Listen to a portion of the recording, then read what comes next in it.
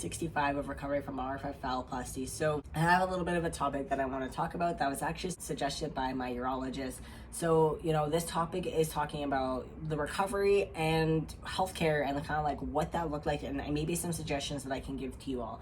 So as you all know, or most of you may know, I had RFF phalloplasty surgery, and with this surgery, it was done in Montreal. So my surgery and everything was done there, but my aftercare was actually done in the province that I live in, which is Alberta. So prior to going into surgery, I went through the gender clinic, and with the gender clinic, they ended up making some recommendations or actually did some referrals to other places or other clinics that I would need to be in touch with after. And one of those clinics actually ended up being at the Lois Hole Hospital, which was Dr. Kathy Flood, and she's a specialist in urology, and that's who I was dealing with, after my recovery, and how I've been going through basically up until this point, and just dealing with some of the aftercare and stuff, which I really honestly appreciate being able to get in touch with her. I honestly don't know if I would have had the same care if I went somewhere else. But anyways, yeah, so I was referred to her, and I ended up going through my surgery, coming back on April 15th, and ended up seeing her on the 19th. So it was pretty quick coming back from surgery, but it is usually her preference to see you about 2 weeks after your surgery. And then depending on recovery, would see you continuously for the next month, every week after that, and then, go from there. So I did see her basically every week up until about a month and a half because of the complications and issues. And then for the last 2 appointments, has been almost every other week. But anyways, yeah, I was seeing her, and with one thing I have to say is, even with the complications, we've stayed on top of things every single part of the way. We were on top of getting swabs, you're on top of getting me on antibiotics, getting any referrals to any other places that we needed, which I didn't know that they could do or were aware of, or that I would actually even need. And then, they also, were just very, very helpful along the way. So if you are in Alberta, 100% recommend getting a referral to Dr. Kathy Flood at the Lois Hole Hospital, and be able to have her as part of your caretaker, and just a part of that process and recovery. So yeah, no, it was definitely really nice to have that. And then as well, with some of my complications, as y'all know, I had some issues with my arm and some of the granulated tissue and the eschar and all of that.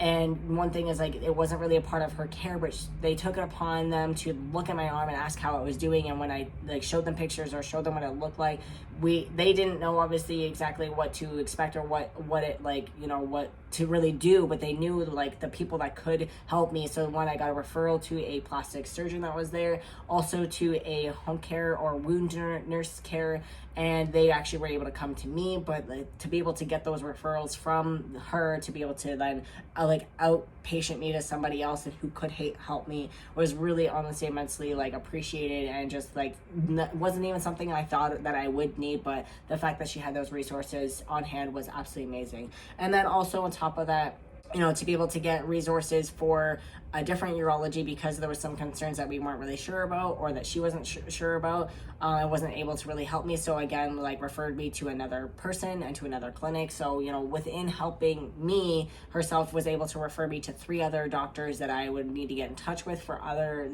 parts of my recovery. And it was just really greatly appreciated. Within me messaging Montreal or about some of the concerns, it's really hard to see in pictures and what things look like, or what things may feel like, and to describe that, sometimes it's just really hard to have that one-on-one interaction with people. So when I messaged Montreal, and they're like, no, things, it doesn't look like there's an infection, or there shouldn't be any concerns.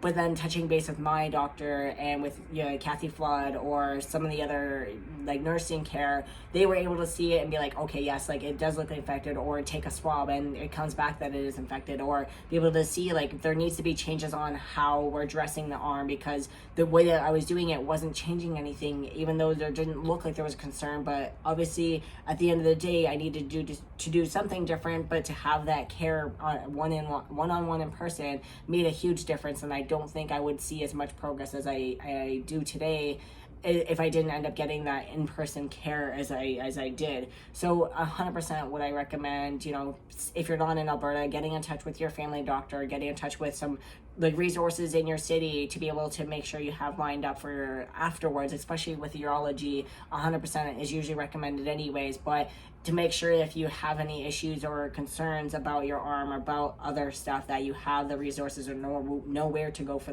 those resources. So one, hopefully you have the resources, you can find it too. If you're in Alberta, definitely recommend going to the, like I said, Dr. Kathy Flood. And 3, also with these resources, I know not everybody is going to have them available to them, and I wish that it was something that was available to everybody, but it's something I think that if you're a doctor, if you're a nurse, if you're watching this, like, is and should be available to every trans person. We need to keep continuing to push our, like, you know, information in you know, medical field, and like just being updated as a doctor, and like be able to like know more about like surgeries and about recovery and what that looks like, and be able to help in the best way possible. If you don't know what to do, if you can't personally help that person, to know where to send them, even, you know, that it was appreciated. So it's just something to keep in mind. It's just something to be aware of, that if you can't offer that resource, to know where to maybe guide somebody to be able to help them. But yeah, and as well, like for us, you know, I did some research, but there was things that, again, like I wasn't expecting to happen. So I am very appreciative that my doctor knew where to send me, and, you know, where to exactly get those resources from. So yeah, anyways, I really hope that this helps somebody, and that I definitely recommend and know that like you hopefully have the resources that you need available to you, because again, like, it is not something that every trans person has, but it should be available to them. But I really appreciate you all watching these videos. If you have any questions, comments, or topics that you would like to suggest, always feel free to put it down in the comments down below.